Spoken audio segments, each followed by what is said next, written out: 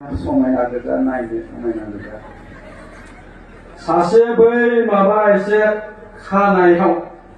गामलेमा खानाय दहाय सिगाङाव मोसानायावनो आं मेगन खेबखादों ओमफ्राय बेखौ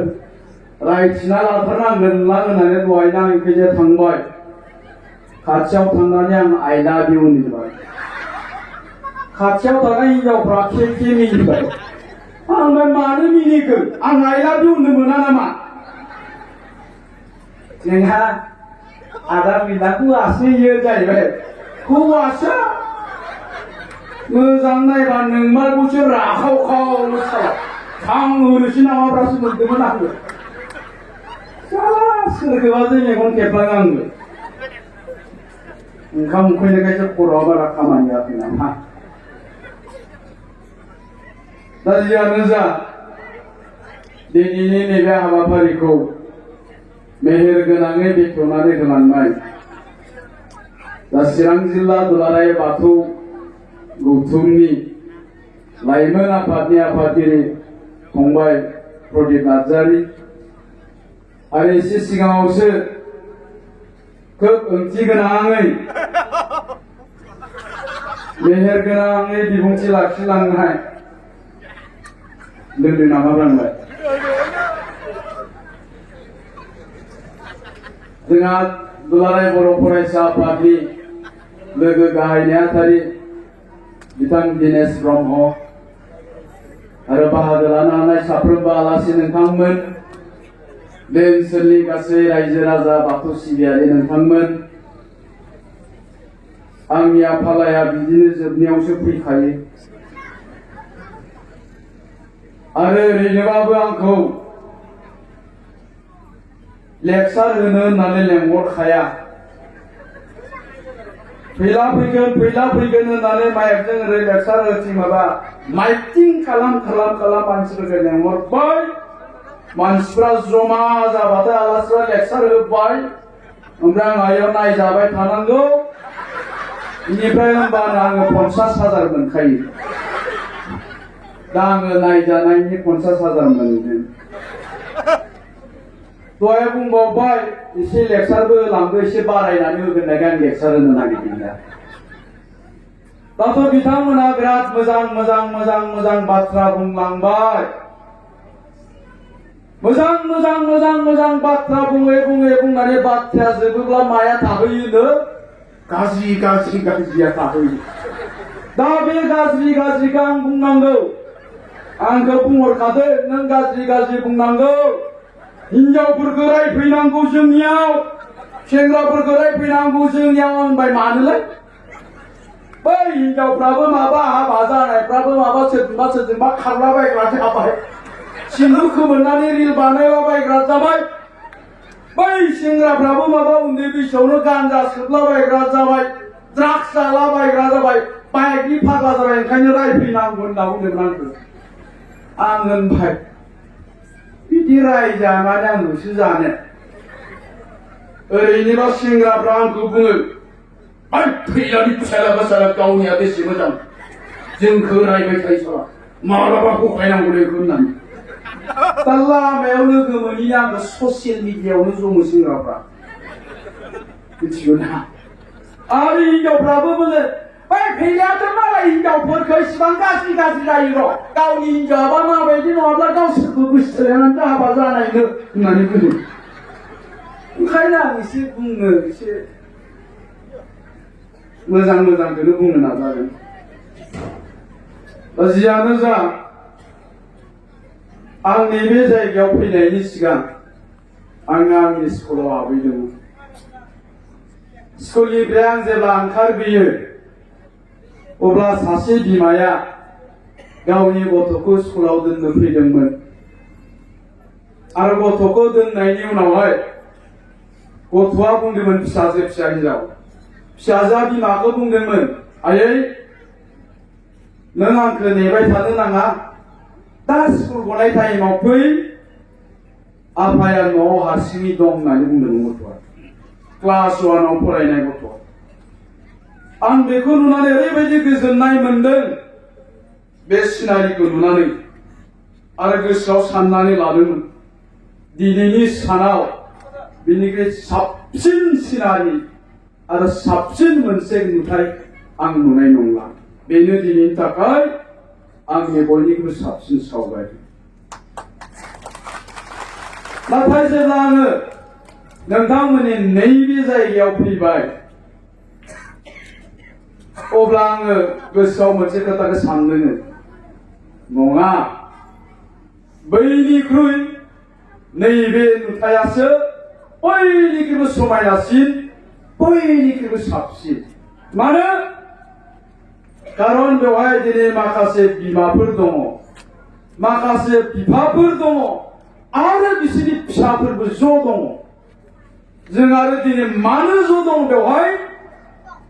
खारन जोङो दिनै जोंनि न'खरनि बाथ्रा रायलायनो नागिरदों जोंनि न'खरखौ जों माबायदि दानांगौ जोंनि फिसाफोरनो जों माबायदि गियान होनांगौ जोंनि फिसाफ्रा मा जानो हायो मा जानो हाया दिनै जों बे खोथाखौ रायलायनो नागिरदों मानोना जोंनि नैबे फिसाफ्रा बेवहाय थानाय साफ्रोमबो बिमानि फिसा बेवहाय थानाय साफ्रोमबो बिफानि फिसाफ्रानो जाबाय जोंनि समाजनि जोंनि हारिनि सम्पति बे सेंग्राफ्रा बे फरायसाफ्रा बे गथ'फ्रा जि जानो गोसो बेखौनो जानो हायो आरो बिसोरखौ जों खालामनो हायो बिसोरो दिनैनि फरायसा दिनैनि लाइमोन सेंग्रा गाबोननि बिसोरो साफा साफा डक्टर इन्जिनियार मास्टार प्रफेसर जोंनि हारिनि दैदेनगिरि थुनलाइनि दैदेनगिरि जानो हायो आरो इयुनाव बिसोरनो जागोन दा ओंखायनो आं साननानै लादों नैबे टाइमासो बे नुथायासो बयनिख्रुइबो समायनासिन आरो बयनिख्रुइबो साबसिन दा बेखायनो आङो गासै बिमा बिफा आरो जोंनि साफ्रोमबो फरायसाफोरखौ बुंनो नागिरदों जोंनि हारिनि इयुना जोंनि समाजनि इयुना नोंसोर साफ्रोमबो लाइमोन सेंग्रा सिख्लाफ्रानो बेवहाय दुलाराय बर' फरायसाफोरनि दैदेनगिरिफोर दङ उपेन्द्रनाथ ब्रह्मआ मोनसे खोथा बुंदोंमोन दे जोङो बर' जातिखौ गेरेमसा जाति हिसाबै दानांगोन बर' हारिखौ जों गोग्गोम हारि हिसाबै दानो नांगोन मानोना जोंनि बर' हारिया दाबो गेरेमसा जायाखै जोंजों थाफानाय हारसाफ्रा जोंजों थाफानाय बेंगलिफ्रा जोंजों थाफानाय मारुवारिफ्रा दिनै मोनफा मोनफा गेदेमा हारि मोनफा मोनफा गेरेमसा हारि जाबाय मानो खारन बिसोरनि राव थुनलाइ हारिमु सोलोंथाइ राजखान्थि मोनफ्रोमबो बिथिङाव बिसोरो जौगाखां जानो हाबाय ओंखायनो बिसोरो गेरेमसा हारि होननानै बुंदों नाथाय दिनै जोंनि बर' हारिनि राव थुनलाइ हारिमु सोलोंथाइ राजखान्थि जों दासिमबो जौगासार जानो हायाखै ओंखायनो जोंखौ दासिमबो गेरेमसा हारि होननानै बुंनो हाया दा ओंखायनो बड'फा उपेन्द्रनाथ ब्रह्मआ सिमां नुदोंमोन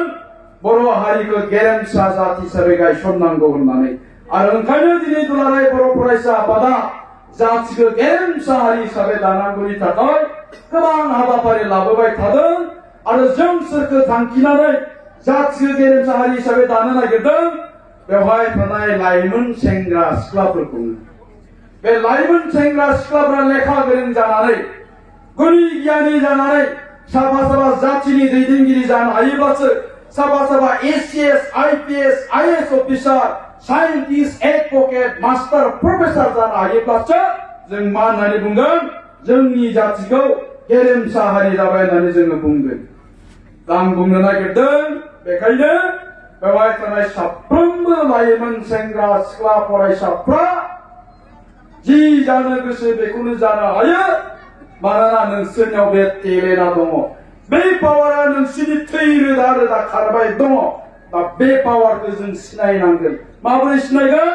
जेला नोंनियाव सेल्फ कनफिडेन्स थागोन आत्मबिश्वास थागोन येस आं मावनो हायो येस आं जानो हायो येस आं जागोन बे थांखिया जेब्ला थागोन बे आत्मबिश्वासा थागोन अब्ला नोंसोरखौ रावबो होबथानो हाया मानोना बे पृथिबियाव बे बुहुमाव जेसेबां गिदिर गिदिर खामानि मावबोदों जारिमिनाव बोरलाबा जों नुगोन साफ्रोमबो लाइमोन समावनो मावबोदों बड'फा उपेन्द्रनाथ ब्रह्मआ बर' जातिखौ जेला फोजाखांदोंमोन हादोरनि थाखाय जांख्रिथायखौ जेला जुरिजेनदोंमोन अब्ला मा होनना बुंदों बड'फा उपेन्द्रनाथ ब्रह्मआबो सासे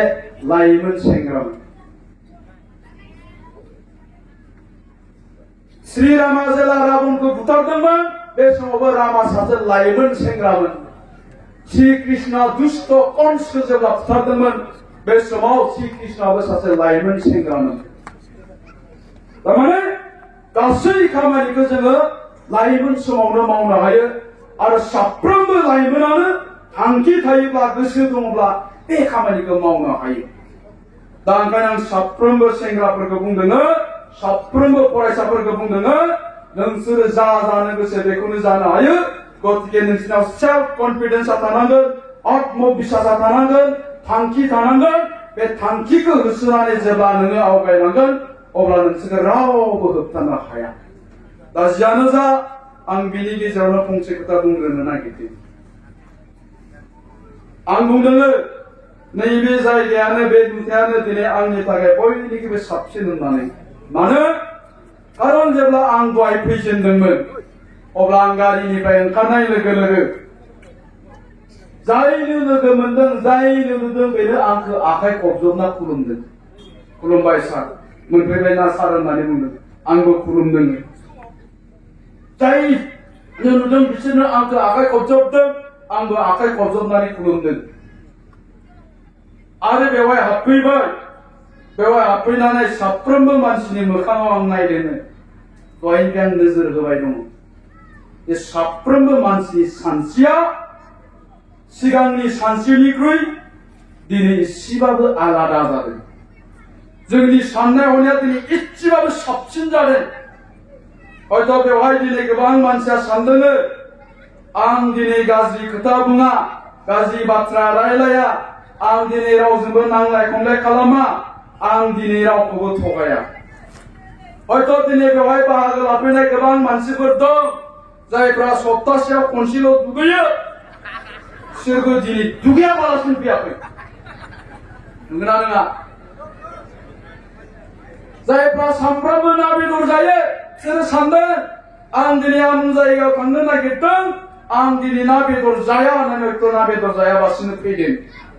तारमाने दिनै जोंनि साननायफ्रा एसे आलादा जादों आरो गावखौनो गाव मोनसे शान्ति शान्ति क्लिन क्लिन क्लिन मोनसे बे फिल खालामनानै जों अनुभव खालामदों मानो बेयो जाबाय धोरोमनि पावार दिस इज द पावार अफ रिलिजियन बे जाबाय धोरोमनि गोहो नों फोथायनाय धोरोमनि जों फोथायनाय धोरोमनि जोंनि बोराइ बाथौनि जोंनि बाथौ धोरोमनि बियो गोहो शक्ति पावार दा बे सानस्रिखौ जोङो गाबोनबो लानानै थांनो हायो नामा दिनै नोंथांमोना जि सानस्रिजों बे जायगायाव जिरायदों बे सानस्रिखौ जों गाबोनबो लानानै थांनो हायो नामा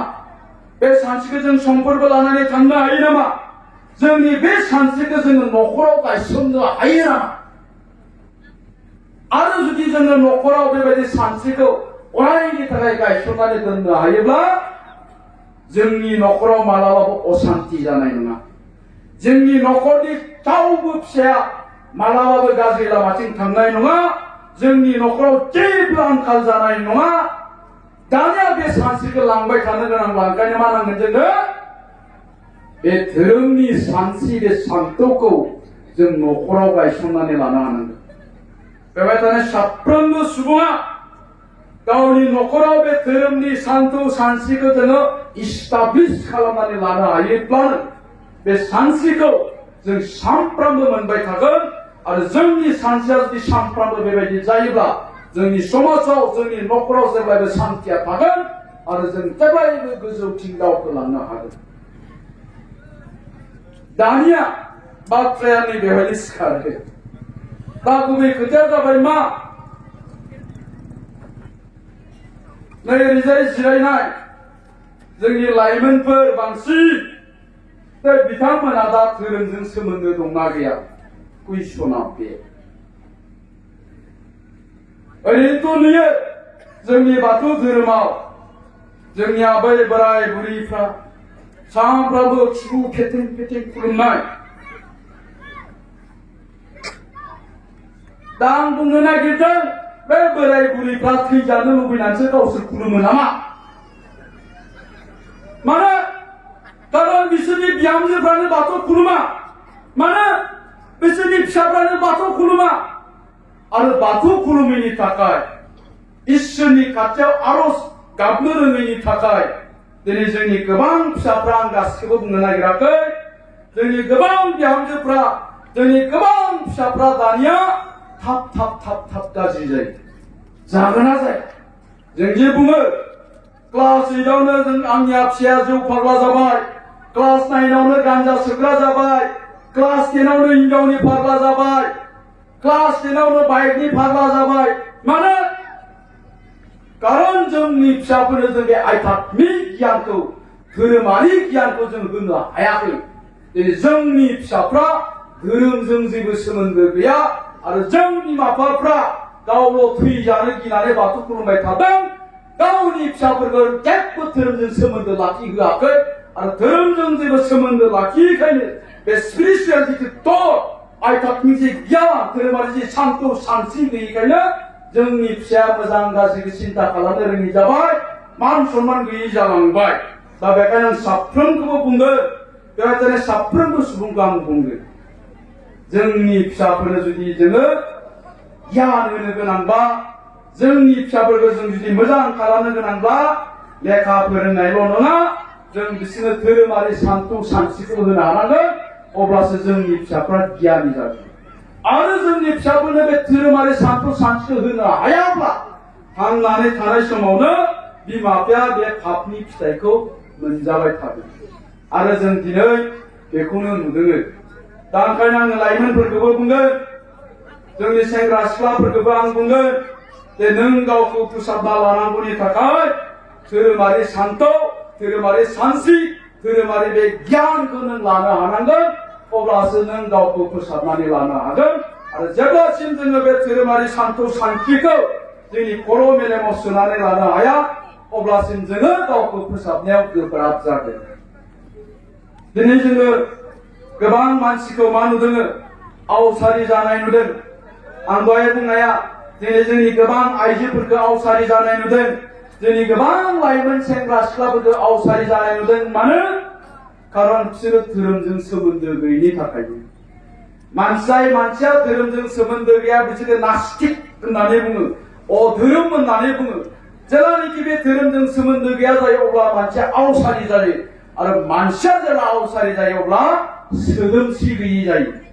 सोदोमस्रि गैयि जायो आरो जेब्लानो मानसिया सोदोमस्रि गैयि जायो अब्लानो बियो मा बिदा फंबाय बिमा बिफा बिहाव बिखुनजो बिमाय बिबथैनि गेजेराव फाराग दोनैखौ जों नुयो बिफाखौ माबायदि बाहायनांगौ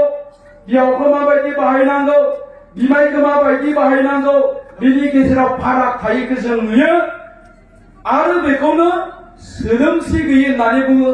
आनसिभिलाइज होननानै बुङो आरो जेब्लानो आनसिभिलाइज जायो अब्लानो मा जायोनो दा जे जों ससियेल मिडियायाव नुयो फिसाजोखौसो गोसोथोयोमोननो फिसाजोखौ मोनैनो बिमाखौनो लानानै खारबाय मानो खारन बे आनसिभिलाइज सोदोमस्रि गैया गथ' गोरलैयानो 6 मासल' जादोंमोननो 6 मास जासारि गथ'खौनो गारनानै लावदुमजों खारफालांबाय मानो आनसिभिलाइज सोदोमस्रि गैया आरो मानो बेबायदि जादों अधोरोम बेनाव धोरोम गैया आं बुंबाय बेवहाय गोबां सानफ्रोमबो बाथौ खुलुमग्रा बिहावफोर दं बिखुनजोफोर दं जायफ्रा बिहामजो दं खेबसे सोंनानै नाय नोंनि बिहामजोआ बाथौ खुलुमोना खुलुमा खुलुमोना हा खुलुमो खोमा खुलुमो खुलुमबा आखाइ खबनायो खुलुमाबा आखाइ खबनाङा आखाइ खबाखै माथो दा ओंखायनो मा होननानै बुंदों आं धोरोमनि खोथा बुंग्रोदों दे 5घन्टा लेक्सार होनो नागिरदों आङो हागोन ना थाया हागोन फैसाया एसे बारा जागोन र'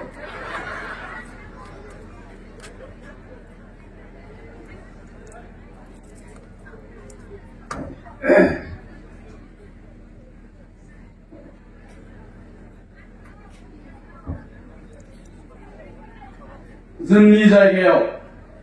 जों जेब्ला उन्दैमोन दिनैनिफ्राय 35 बोसोर सिगांनि बाथ्राखौ आं बुंनो नागिरदों 40 बोसोर सिगां आंबो बोरायबाय एसे हाबाल'सो जायाखै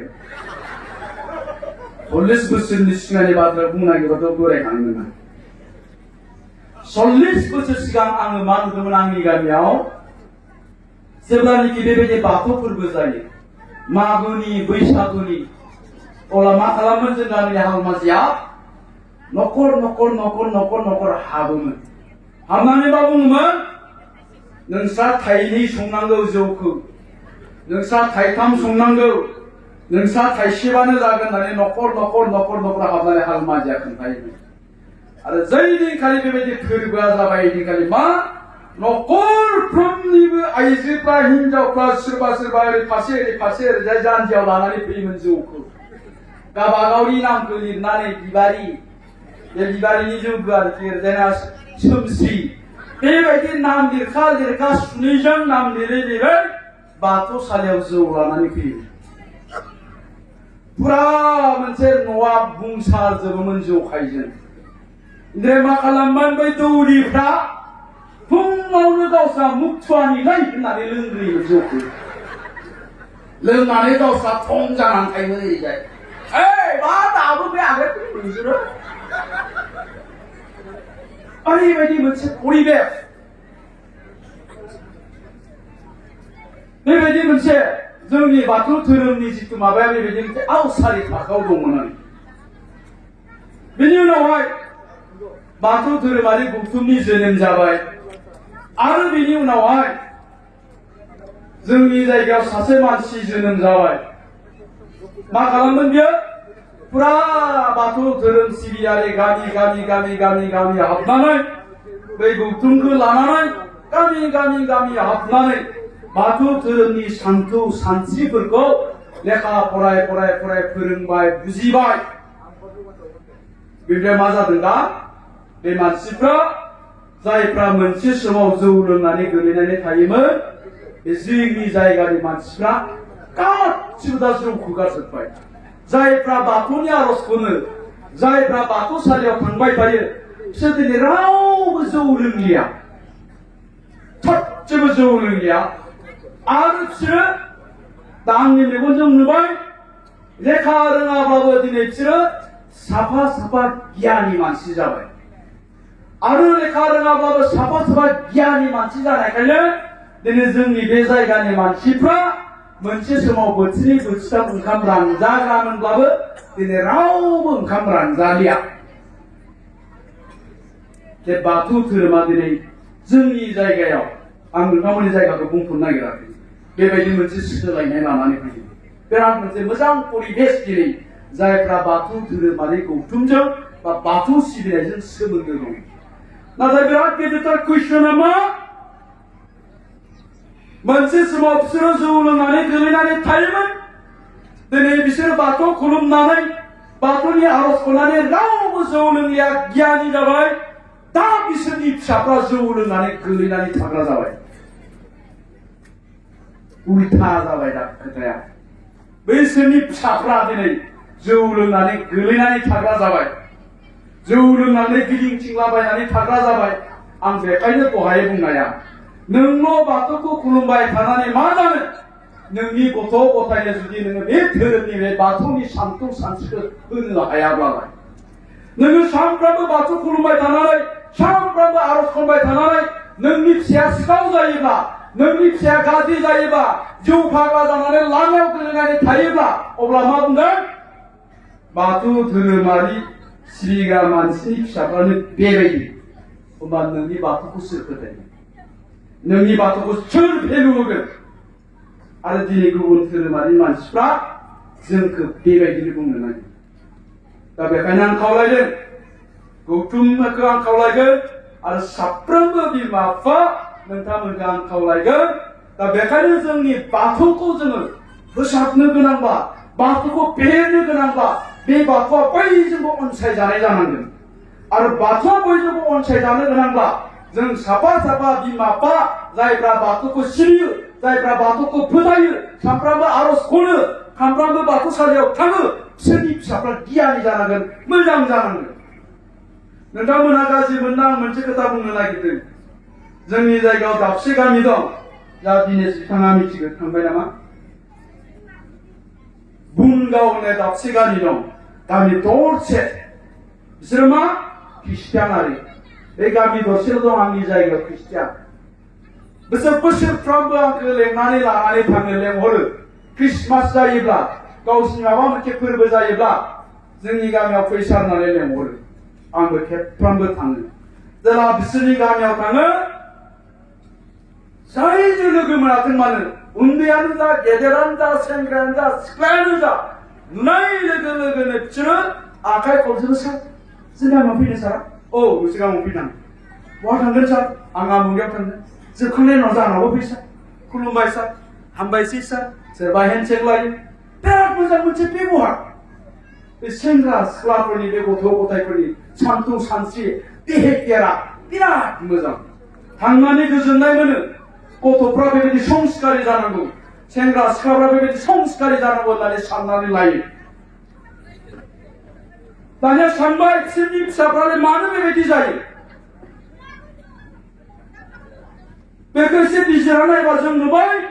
खारन उन्दै समनिफ्रायनो बिसोरो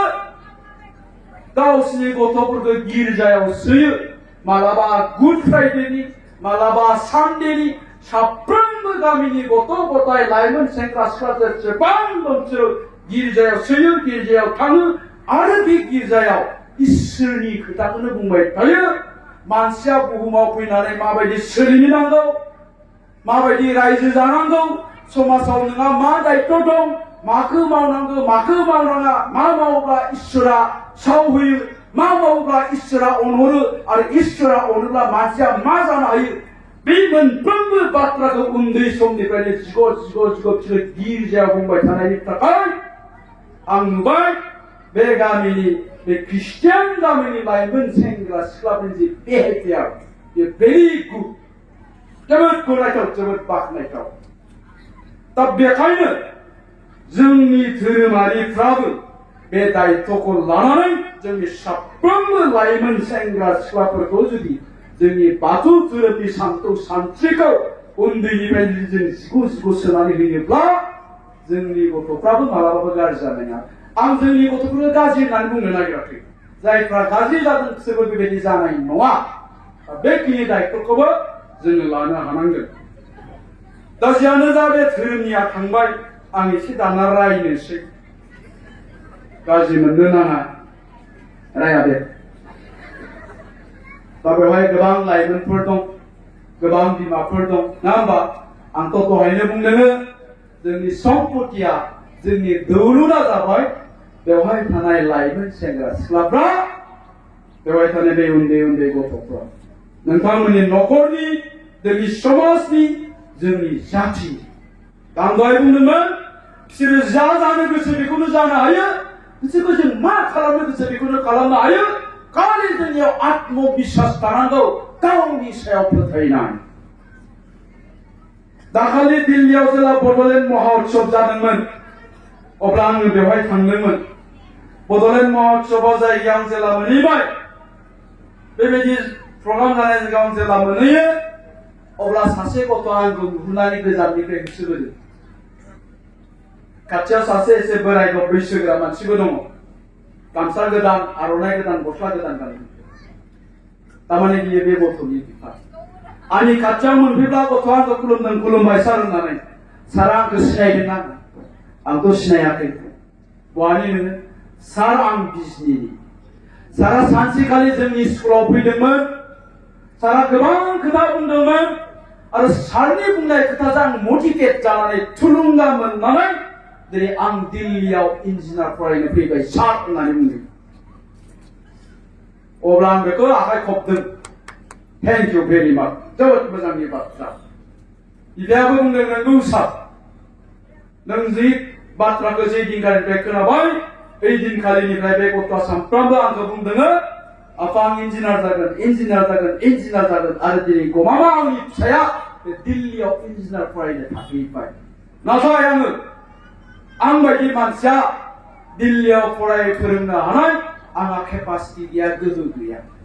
किन्तु फिसाखौ इन्जिनियार खालामनांगौनि सार्तआव फिसानि सार्तखौ फुरन खालामनांगौनि सार्तआव न'खराव आंहा सप्तासेयाव बोथिब्रै ना बेदर जायोमोन किन्तु फिसानि सार्तनि थाखाय दिनै सप्तासेयाव आं बोथिसेल' ना बेदर जायो जौ लोंनायनि नामाव आङो 600-700 थाखा गारोमोन सप्तासेयाव फिसानि फरायनांगौनि सार्तआव दिनै आं जौ लोंनायखौबो गारबाय सार होननानै बुंदों आंनाव 15 बिगा हा दङ बे 15 बिगा हाखौ आं आदिसो होयोमोन किन्तु फिसानि सार्तखौ पुरन खालामनांगौनि थाखाय आं आदि होला आंनो खस्थ' खालामनानै खेथि मावो आरो बिमायाबो दानिया दाउ फियो अमा फियो आरो सम मोनोब्ला खाथिनि बाजाराव बे बारिनि मैगं थाइगंखौ फानहैयो होनना बुंदों आरो बेजोंनो आंनि फिसानि फरायनाया थैयो दा जों साफ्रोमबो बे सिमांखौ नुनो हायो आरो जोंनि साफ्रोमबो फिसाफ्रा बेबायदि जानो हायो जों बेबायदि सिमांखौ नुबायब्ला जोंनि फिसाफ्रा बेबायदि थांखिखौ लाबायब्ला फैगौ 5-6 बोसोरनि उनावहाय जोंनि फिसाया साफा डक्टर इन्जिनियार मास्टार प्रफेसर जागोन रावबो होबथानो हानाय नङा नाथाय जोंनि मानसिफ्रा बे सेल्फ कन्फिडेन्स आत्मबिश्वासा खम जोंनि गोबां मानसिफ्रा स्पेसियेलि बर' मानसिफोरा जि आत्मबिश्वासा खम बे दिनैनि बाथ्रा नङा दा जुदि जोङो बे आत्मबिश्वासखौ लानानै गावबा गावनि गथ'खौ जोथोन लायोब्ला बे आत्मबिश्वासखौ लानानै जोंनि फिसाफ्रा जोंनि फरायसाफ्रा जुदि गाबोन लेखा फरायोब्ला बिसोरखौ रावबो होबथानो हाया आं दिनै नोंथांमोननि जायगायाव बहुद गोजाननिफ्राय फैदों सिगांथ' लामाया गाज्रिसिनमोन दा एसे मोजांसिन जाबाय आरो नोंथांमोना हयथ' बै निस्रानि साहाखैजों बहुद गोजान गोजान जायगानिफ्राय हादानि एरियानिफ्राय फैदोंना हाग्राजिंनिफ्राय फैदों येस आंनि जायगायाबो बेबायदि आं जि जायगानिफ्राय फैदों बे आंनि जायगानि नामा हयथ' नोंथांमोना खोनादों बेटबारि थाइजौगुरि सलसलि लाङिदारा लन्थिबारि होननाय बिराद गिदिर मोनसे एरिया 22-25 खानसो गामि दं आं जेला उन्दैमोन बै समावहाय जेला जों उन्दैमोन अब्ला आङो नुदों मेगनजों लामानि खोथाखौथ' बुंनो नाङा लामायाथ' दिनैनिफ्राय 5-6-7 बोसोर सिगांमोन रावबो मानसिया साइकेल सालायनो हायामोन दैज्लां समाव रावबो मानसिया लंपेन्ट गस्ला गाननोनो हाखायामोन लंपेन्ट गस्लाखौ मनायाव ट्रिप सोनानै सेन्देलखौ आखायाव लानानैसो थाबायखायोमोन सेन्टारसिम बाजार जानाय जायगासिम बेवहायसो गामसा गस्लाखौ फुनानै लंपेन्ट गानहैयोमोन बेबायदि मोनसे थासारि आरो जेला आं उन्दै सममोन दिनैनिफ्राय 35-40 बोसोर सिगांनि बाथ्राखौ बुंबावदों आं जेला उन्दैमोन अब्ला आङो मा नुदों जोंनि बे जायगानि मानसिफ्रा बे हाग्रायाव हाबाब्लानो ओंखाम मोनजायामोन आं बुंबाय थायो बेफोर खोथाखौ बे जायगानि मानसिफ्रा हाग्रायाव थुरि एंखोर नाहा मैहा थाङाब्लानो ओंखाम मोनजायामोन 90% बे गामिनि न'खरफ्रा 100 गिरियाव 90 गिरियानो बे मानास हाग्रायाव हाबनानै बन दानहैयाबा थुरि हाहैयाबा एंखोर दानहैयाब्ला नाहा मैहा थाङाब्लानो ओंखाम मोनजायामोन बिमा बिफाफ्रा फुङाव थुरि एंखोर दाननो थाङो बेलासियाव लाबोनानै मैया हानानै फोरानना दोननायखौ दिनै आरामसे खाथुमनानै बाजाराव फाननो लानानै थाङो जेला बेलासि जाबाय बे बेलासि समाव बे गामिनि मानसिफ्रा 150 जन 200 जन मानसिफ्रा लारि बे सिमला बाजार होननाय मोनसे बाजाराव बे थुरि एंखोरखौ फाननो लाङो अब्ला बिसोरनि फिसाफ्रा मा खालामोन जोंनि बैसोनि उन्दै गथ'फ्रा बे बाबुमोन बायदिफ्रा बिमा बिफाथ' थांबाय बाजाराव थुरि एंखोर फानहैनो बै फिसाफ्रा ओंखाम दोआव माइ जिगाबजों दै गुदुं फुदुंबाय थायोमोन मानो बिमा बिफाया थुरि एंखोर फाननानै माइरं लाबोबानो संनानै जागोन संख्रिजों सोमजानानै नाथाय सामफ्रामबो फाननो हायामोन थुरि एंखोरखौ सामफ्रामबो फाननो हायाबा मा माइरंबो मोनबोआमोन बाखिबो हरामोन रावबो दा माइरं मोनबोआबा ओइदिनखालि रानबाय दा फाननो हायाखिसै बिमा बिफाया फैबाय बिमा बिफा फैनाय लोगो लोगो गथ'फ्रा रंजाबाय दाबो मेगनजों मोदै बोहैयो गथ'फ्रा रंजाबाय आइ फैबाय बाबा फैबाय गैयालै बाबा फाननो हायाखिसै गथ'फ्रा मा खालामोन बै दै गुदुंखौनो गिलासथाम गाहाम लोंनानै उन्दुनानै थायोमोन बास्तब जाथाय आंनि मेगनजों आं नुदों नाथाय एसेबां आंखालनि गेजेरावबो एसेबां गोरिबनि गेजेरावबो बै बिमा बिफाफ्रा गावसिनि गथ'खौ स्कुलाव दाथां होननानै बुङाखैमोन आरो बे गथ'फ्राबो खुनुदिन स्कुलाव थांनायखौ गाराखैमोन मानो कारन बिसोरो हमदांनो हादोंमोन बे गथ'फ्रा फिल खालामदोंमोन अनुभब खालामनो हादोंमोन गोरिबा माखौ होनो दुखियाया माखौ होनो आंखाला माखौ होनो आरो बिनिफ्राय उद्धार जानांगौब्ला बे हाखरनिफ्राय सिखारनो गोनांब्ला आं माबा मोनसे मावथारनांगोन होनना बे साफ्रोमबो गथ'फ्रा फिल खालामनो हादोंमोन आरो माबा मोनसे मावनांगोनबा माबा मोनसे जानांगोनबा आं लेखा फरायथारनांगोन बे खोथाखौ बुजिनो हादोंमोन ओंखायनो रावबो गथ'फ्रा बिसोरो लेखा फरायनायखौ गाराखैमोन बरन्स बिसोरो फावथेन बायनोबो फैसा गैयामोन गोबां गथ'फ्रा मा खालामोन औवा दालायखौ दानोमोन गुदुं गोनां औवा दालायखौ दाननानै बेवहायनो दट पेननि रिफिलखौ सोनानै बेजोंनो कलम खालामनानै लिरदोंमोन मालाबा बोथिनै मालाबा बोथिथामहालागैसो ओंखाम जादोंमोन आंनि सासे लोगोआथ' बोसोरसे फरायनायखौ दोनथ'नानै लावखार थाहैदोंमोन आरो दिनै बे गथ'फ्रा जोंनि बै समनि बे गथ'फ्रा दिनै सोरबा एम ए पास जाबाय एम एस सि पास जाबाय बि ए पास जाबाय बि एस सि पास जाबाय सोरबा मास्टार जाबाय सोरबा प्रफेसर जाबाय सोरबा खेरानि जाबाय सोरबा पुलिस अफिसार जाबाय आं दा बुंनो नागिरदों बेवहाय बेबायदि जायगानि गोबां गार्जेनफोर दं बेवहाय बेबायदि जायगानि गोबां गथ'फोर दङ दा बे परिबेसखौ जोङो मा साननानै लानांगोन बेनो जोंनि इन्सपिरेसन बेनो जोंनि थुलुंगा गोरिबानो नोंनि थुलुंगा होननानैसो नों साननानै लानांगोन नंगौना नङा बेवहाय दिनै जायफोर बिमा बिफाया खामला हाजिरा मावनानै जादों जायफोर बिमा बिफाया थेला बोनानै जादों जायफोर बिमा बिफाया मालायनि न' बैनानै न'खर खुंदों बिसोरनि फिसाफ्रा गाबोन जुदि माबा मोनसे जायाब्ला फरायनानै नोंसोरनि फिउचाराबो एखे नोंबो खामला हाजिराखौनो मावग्रा जानो थांबाय दं नोंबो थेला बोग्राखौनो जानो थांबाय दं नोंबो मालायनि न' बैनानै जानांगोन नोंबो कम्पानियावनो थांनो नांगोन दा बिनिफ्राय उद्धार जानांगौनि मोनसेल' राहाया जाबाय फरायनांगौ गोसो होनानै आरो जेब्ला नों गोसो होनानै फरायबाय नोंखौ रावबो होबथानो हाया दा आं बेखायनो बुंगोन बेवहाय थानाय लाइमोनफोरखौ बेवहाय थानाय बिमा बिफाफोरखौ मानसिनो सोलायनो थाखाय 1 मिनिटल' टाइम नांगौ मानसिया 1 मिनिटआव चेन्ज जानो हायो दा बेखायनो आं बुंगोन मैया जोङो मा सिन्था खालामोन जोंहा मैया मा नेगेटिभ सानस्रि दंमोन जोंहा मा नेगेटिभ सानस्रि दंमोन बेफोर गासिखौबो बावगारनानै जों दिनैनो गोदान सिन्था खालामनो हायो आं साफ्रोमबो लाइमोन सेंग्रा सिख्लाफोरखौ बुंदों नोङो दिनै जौ फाग्ला हयथ' सिगारेट सोबग्रा हयथ' गान्जाबो सोबो नों बाइकनि फाग्ला मैयासिम बेखौ नों बावगारनानै दिनैनिफ्राय गोदान सिन्था खालामनो हायो जोंनि साफ्रोमबो बिमा बिफा जोंनि साफ्रोमबो फरायसा जोंनि साफ्रोमबो लाइमोनफ्रा जाय सोलायनायजों नोंनि मोजां जागोन जाय सोलायनायजों नोंनि न'खरनि मोजां जागोन जाय सोलायनायजों समाजनि मोजां जागोन बेबायदि सोलायनायखौ जों सिन्था खालामनो हायो मानोना मानसिनो सोलायनो आं बुंनो 1 मिनिटल' टाइम नांगौ आं दहाय एसे सिगाङाव बुंदोंमोन सासे गथ'आ आंनि लोगोआ बोसोरसे लावखार थाहैदोंमोन होननानै बोसोरसे बियो लावखार थाहैदोंमोन क्लास 4 फरायग्रा बोसोरसे लावखार थाहैनानै क्लास 5आव लावखार थाना फैफिननानै मानो लावखार थाहैदोंमोन गाननाय जोमनाय गैयामोन बेहा लेखा बायनो फैसा गैयामोन बेहा बोसोरसे लावखार थानानै आरो फैफिननानै क्लास 5आव जोंजों एडमिसन लाफैफिनदोंमोन एमइ स्कुलाव क्लास 5आव एडमिसन लाफैफिनदोंमोन नाथाय बे गथ'आ एखेबारे रोंथारामोन क्लास 5 मोनबाबो बे खुनु रोखोम गावनि नामखौल' लिरनो रोंगौमोन बेनि रल नाम्बाराबो बयनिबो उनाव थायो आरो जिरायनायाबो बयनिबो उनाव जिरायो बेबायदिनो क्लास 5 मोनबाय 6 मोनबाय 7 मोनबाय 7 नि एनुअल एग्जाम फैबाय 7 नि एनुअल एग्जामनि रिजाल्ट फैबाय जेला रिजाल्ट फैबाय नुबाय जाय गथ'आ रोंथारा होननानै बुंदों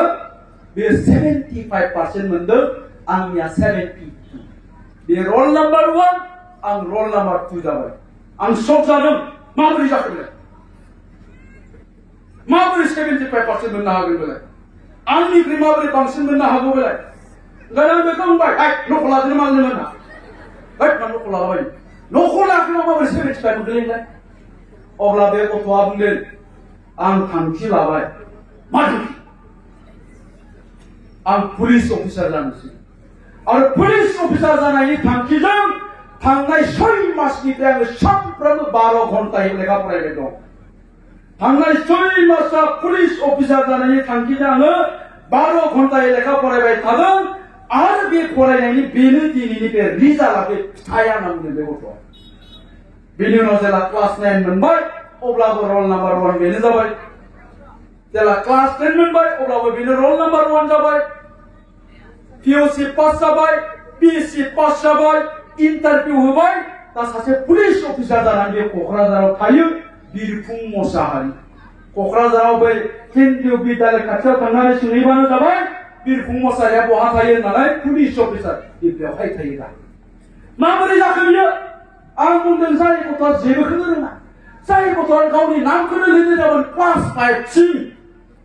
बे गथ'आ हरसेनि गेजेराव चेन्ज जादों सोलायदों मानो खारन बे थांखि लादों आं पुलिस अफिसार जानोसै आं सोलायनोसै चेन्ज जानोसै होननानै बे हरसेनि गेजेरावनो सोलायदों आं दा बेखायनो बुङो बेवहाय जेसेबां जौ फाग्ला गथ'आनो थादों सोरबा दंबा होनदों नै गोसो होनाखै बेसेबां गाज्रि गथ'आनो थायाथों मानो नोङो जुदि सिन्था खालामबायब्ला मैयानिखौ गासिखौबो बावगारनानै दिनैनिफ्राय गोदान सिन्था खालामसै मा सिन्था आङो फैगौ मेट्रिक फाइनालाव 90% लाखिगोन बा आङो मेट्रिक फाइनालाव 95% लाखिगोन मानो खारन आं मास्टार जानो नागिरदों आं प्रफेसर जानो नागिरदों आं एसएस अफिसार जानो नागिरदों आं डक्टर जानो नागिरदों इन्जिनियार जानो नागिरदों बे थांखिखौ लानानै जुदि नों फरायोब्ला दामोनानिफ्राय नोंखौ फोसाबनानै लायोब्ला आंदों रावबो सक्तिया रावबो गोहोआ नोंसोरखौ होबथानो हाया नाथाय बे सेल्फ कनफिडेन्स आत्मबिश्वासा थानांगोन दिनै जोंनि गोबां मानसिफोरा दिनै गोबां लाइमोनफोरनाव बे सेल्फ कनफिडेन्सआ थाया बे आत्मबिश्वासा थाया मानो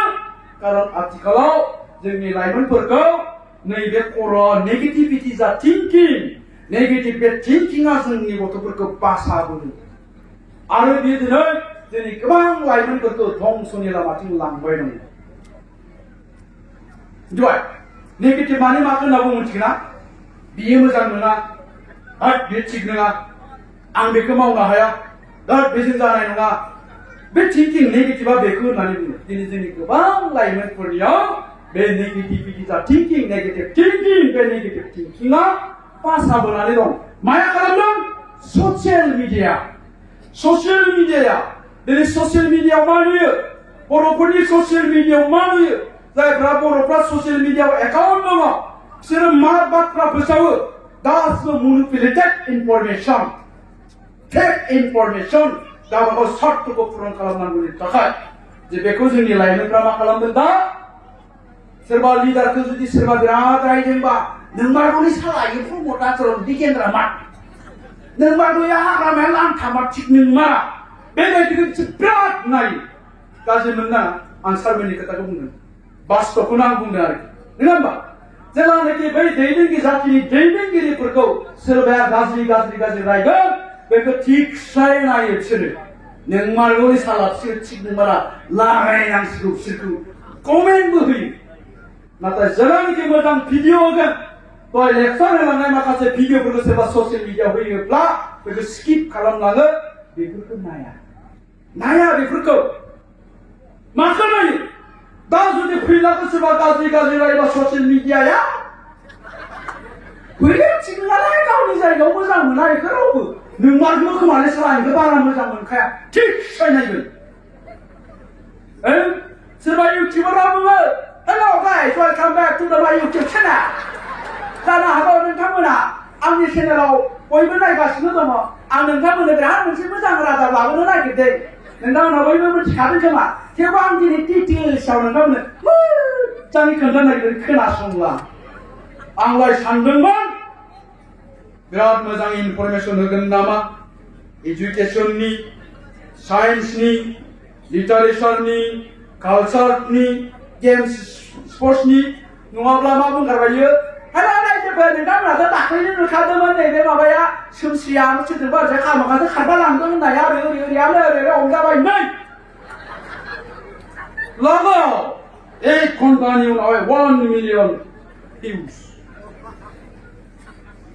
जेलानिखि ओरै थोरै फरायनांगौ ओरै थोरै जानांगौ ओरै मावनांगौबा गैया सप्तासेयाव 1K जाया आंनियाथ' मोजां बाथ्रा बुंनाया फां फुङोबाथाय एकदमबारे दसेनो थाङो मिलियना दा बे नेगेटिभिटि थिंकिं आं बेखौ होननानै बुंदों आरो बे नेगेटिभिटि जा थिंकिं नेगेटिभ जा थिंकिं बे थिंकिंआ जोंनि लाइमोनफोरखौ माबोरै धंस खालामदों बेजोंनो मा जाबाय दा हमनानै ला साख्रि ओंखारदों 5,000 साख्रिया पस्टआ एप्लाइ खालामग्राया 50,000 ने साख्रिनि पस्टआ 5,000 एप्लाइ खालामग्राया 50,000 जोंनि बि पास एम ए पास गथ'फ्रा मा होनबाय दाय बहा मोननोब्रा 50,000 जों दाय जाखाया नंगौना नङा जाखाया 50,000 5,000 पस्टआनो बाद दे दा बिमा बिफाया बुंबाय थानायखाय नाबा गोसथोनायाबो इन्टारभिउ हैनायखाय गावबो ओरैनो लुबैबाय फरायाखै साननाया मा नेगेटिभ 50,000 जों आं मोनखाया मानो सानाखै बे 5,000नि गेजेराव आंबो थागोन आं थाथारगोन बे 5,000नि गेजेराव जोंथ' बेखौबो साननो हायोमोन नाथाय मानो सानाखै आं बुंदों बेखौनो नेगेटिभ बे नेगेटिभ थिंकिंआ दिनै जोंनि लाइमोनफोरखौ धंस खालामबाय दं माया ससियेल मिडियायाव आं बुंदों बे ससियेल मिडियायाव दिनैनि दिनाव नों बेखौनो बांसिन नुगोन आरो नोंनि साननायाबो बिदिखौनो बांसिन नायगोन दा बेखायनो जोंनि पजिटिभिटि जा थिंकिं बेखौ जोङो इस्टाब्लिश खालामनांगौनि थाखाय नोंनि खर'आव पजिटिभिटि बे थिंकिंखौ इस्टाब्लिश खालामनांगौनि थाखाय मा होननानै बुंदों गेदेर मानसिफ्रा गुनि गियानि मानसिफ्रा दिनै सानसे आं रावखौबो रायखुमाया दिनै सानसे हरसे आं रावनिबो गाज्रि खोथा बुङा दिनै सानसे हरसे आं सोरनिबा गाज्रि बाथ्रा गाज्रि मावनायखौ खुनुदिन गोसोखाङा रावखौबो रायखुमाया होननानै सानसे हरसेल' था होननानै बुङो मिथिबाय सानसे हरसेल' था अब्ला नोङो अखानायै गावखौनो मोनसे चेन्ज जानाय मोनगोन गावखौनो मोनसे चेन्ज जानाय सोलायनाय फिलखौ खालामनो हागोन दा बेखायनो दा मोनानिफ्राय स्टार्ट खालामबानो जाबाय ना रावखौबो दा रायखुमा रावनिबो गाज्रि मावनाय बाथ्राखौ दा गोसोखां रावखौबो गाज्रि बाथ्रा दा बुं हरसे सानसे नोङो सोलायनो हागोन आरो बिदि जानायनि माखासे जाहोनफोरबो दङ माबायदि जोंनि मा होनना बुङो नोङो स्पेसियेलि जोंनि ट्राइबेल मानसि बर' मानसिफोरनि जोंनि गथ'फोरनि जोंनि फिसाफोरनि बाबाय नामा